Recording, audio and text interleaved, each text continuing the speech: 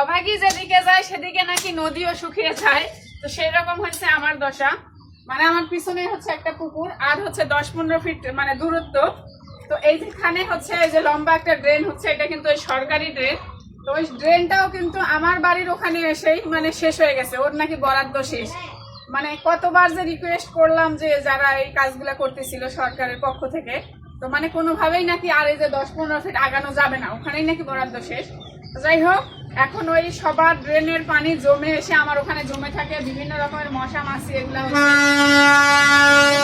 মশা মাছি হচ্ছে ওখানে জমে থাকা পানিতে উৎপাদন হচ্ছে। আর আমার ওয়ালটা এখনো কিন্তু হয় নাই, মানে কমপ্লিটই হয় নাই, নতুন ওয়াল। এদিকে পানিগুলো সব গড়ে এসে আমার ওয়ালের কাজ দিয়ে চলে যাচ্ছে, মানে ওয়ালটাই ড্যাম করে ফেলতেছে। তো এখন কি করার, নিজের উদ্যোগে এই জায়গাটুকু আমার ড্রেন করে দিতে হবে, যেহেতু আমার ওয়ালটা নষ্ট হয়ে যাচ্ছে।